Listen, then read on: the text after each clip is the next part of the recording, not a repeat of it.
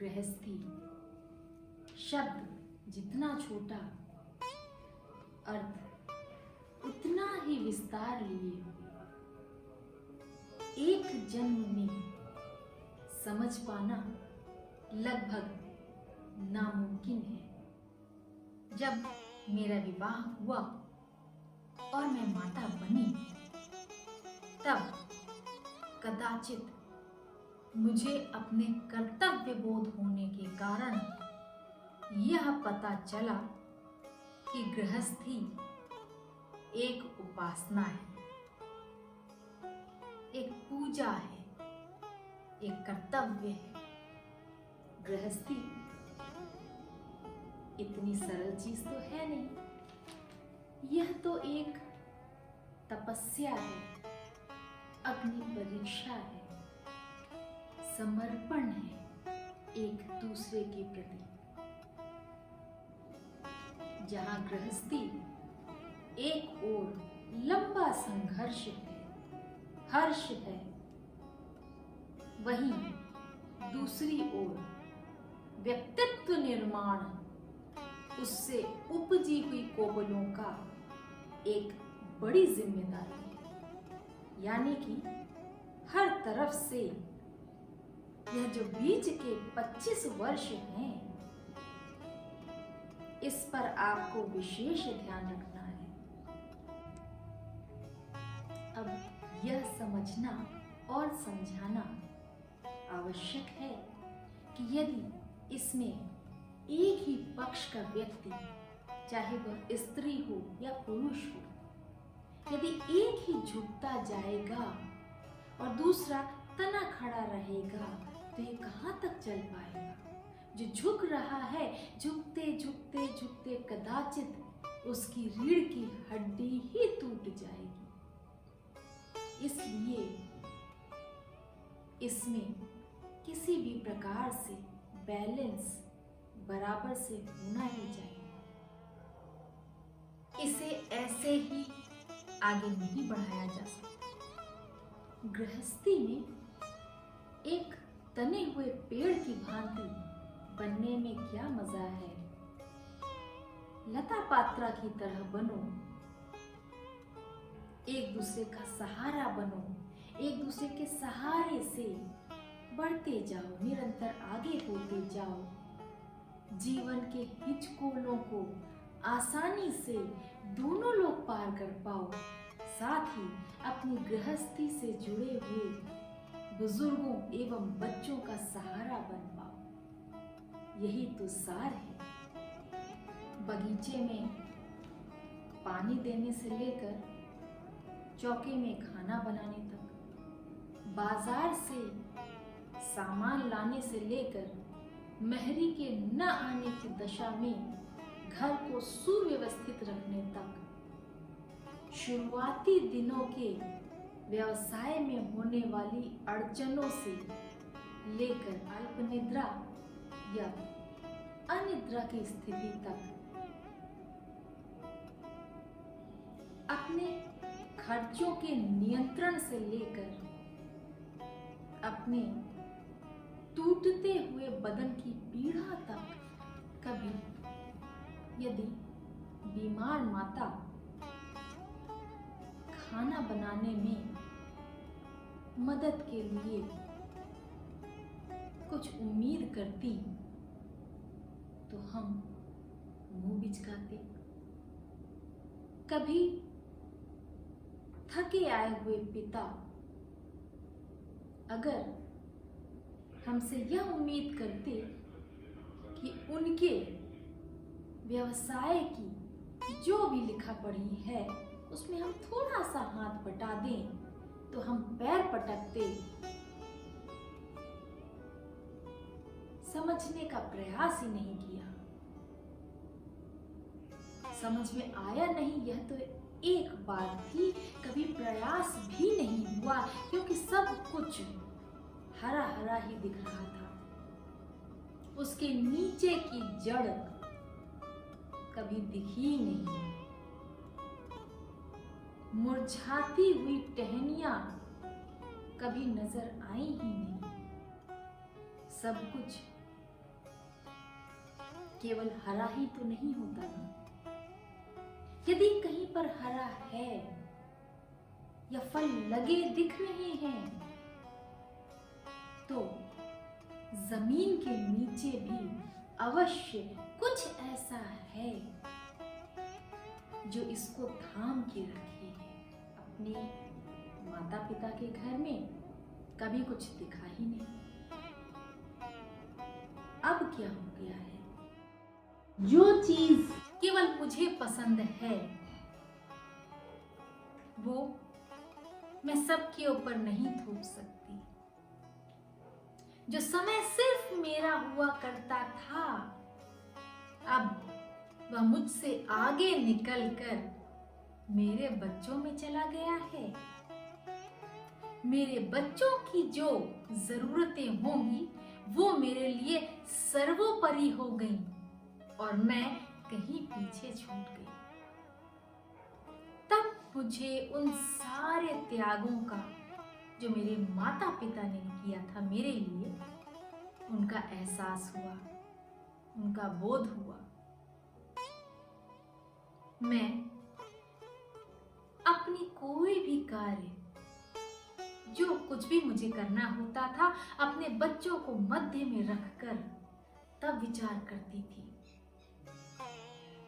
मुझे बाहर निकलकर पैसा कमाना है कि नहीं, मुझे अपने करियर पर ध्यान देना है कि नहीं, मुझे पड़ोसी से मिलना है कि नहीं, मुझे अपने वस्त्र खरीदने के लिए पैसे लगाने हैं या अपने बच्चों की पुस्तकें लेने के लिए उन्हीं रुपयों को खर्च करना है। और इसी तरह की बहुत सारी चीजें, वो सारी चीजें मैं तब समझ रही थी जब मेरे लिए कदाचित विलंब हो चुका था। अब तो मैं अपने माता पिता से दूर थी, दूसरे शहर में थी। मैं चाह करके भी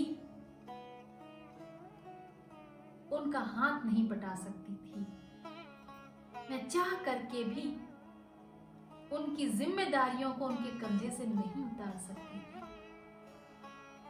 क्षण क्षण एक अपराध बोध सा मन में आता रहा, क्योंकि अब वो सारी चीजें मैं महसूस कर सकती थी कि मेरी माता क्यों ये कह देती थी कि मुझे यह चीज पसंद नहीं है, तुम खा लो बेटा। क्यों मेरे पिता रात्रि में 11 बजे 12 बजे जब अपने व्यवसाय की जिम्मेदारियों से निवृत्त होकर घर लौटते थे तो अपने सोए हुए बच्चों के हाथ पैर दबाकर उन्हें जगाने का अपराध कर देते थे, उनकी निद्रा भंग कर देते थे और चिड़चिड़ाते हुए बच्चों को फिर से सो जाने के लिए थपकी देते थे। मैं अब समझ पा रही थी उन सारी चीजों को जिसको मैं अब नहीं सुधार सकती। इसलिए मैंने अपने दोनों बेटों को एक अच्छा व्यक्तित्व बनने के लिए कुछ छोटा सा प्रयास शुरू किया है। मैं अपनी सारी जिम्मेदारियों में, अपने पति की सारी जिम्मेदारियों में अपने बच्चों को भागीदार बनाती हूँ ताकि वे समझ सकें कि आज उनके माता पिता त्याग कर रहे हैं उनकी जरूरतों के लिए, और यह मैं निज स्वार्थ में नहीं कर रही हूँ। यह मैं इस वजह से कर रही हूँ कि आज यदि मेरे बच्चे ज्यादा समझदार होंगे तो कल मैं एक पीढ़ी में बेहतर बदलाव ला सकती हूँ।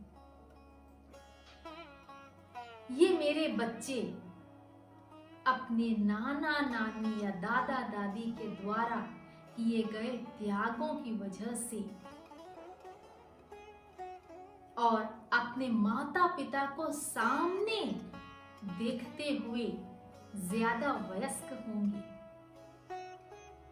ये जाकर शायद मेरी गलतियों का सुधार कभी कर पाएं। इस विचार के साथ मैं इनको थोड़ी सी ज्यादा बुद्धि देने का प्रयास कर रही हूं। आखिर ये हैं तो मेरे ही बच्चे, थोड़ा दिमाग तो मेरी ही तरीके होगा ना,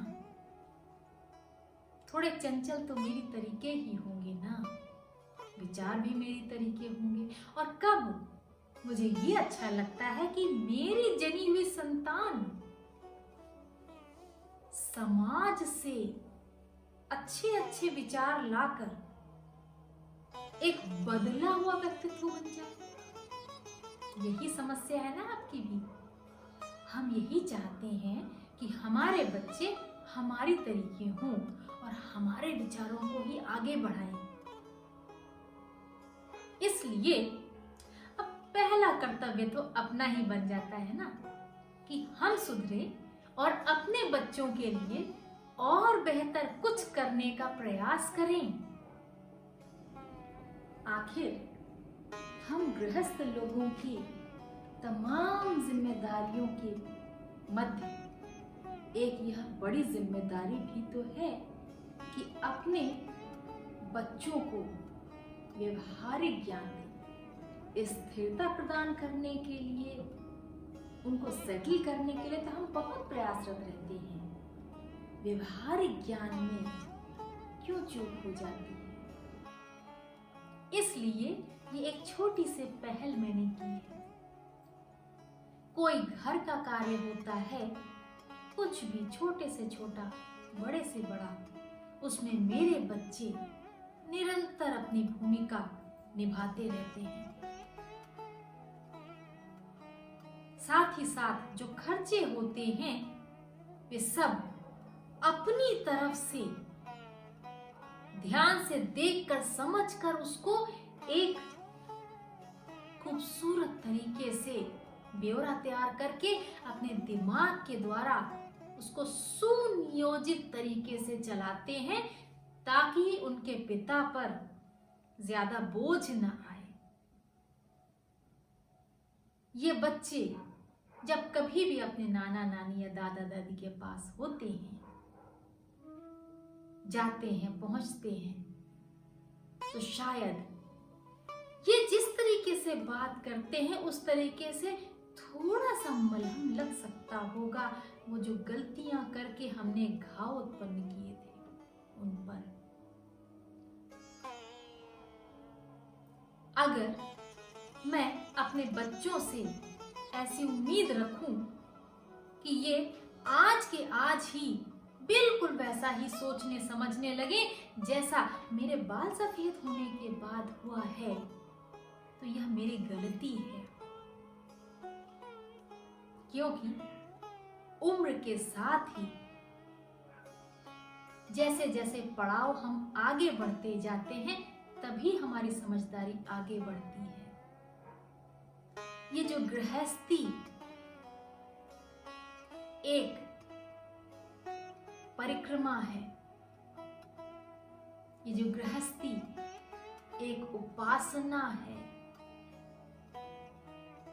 इसकी समझ यदि हम अपने बच्चों में थोड़ा थोड़ा करके उनकी उम्र के हिसाब से डालते जाएं, तो हम अपने समाज में एक बहुत ही सुंदर बदलाव कर सकते हैं, एक ऐसा आईना उपस्थित कर सकते हैं जिसमें देखकर बहुत से प्राणी अपने जीवन में सुधार संभव कर सकते हैं। हमें यह पता है कि हमारे माता पिता और हम जब अपने आप को सबसे पीछे रखते हैं, तभी हम अपनी गृहस्थी में अपने बच्चों को आगे बढ़ाते हैं। क्या ये बहुत बेहतर नहीं होगा कि हमारे बच्चे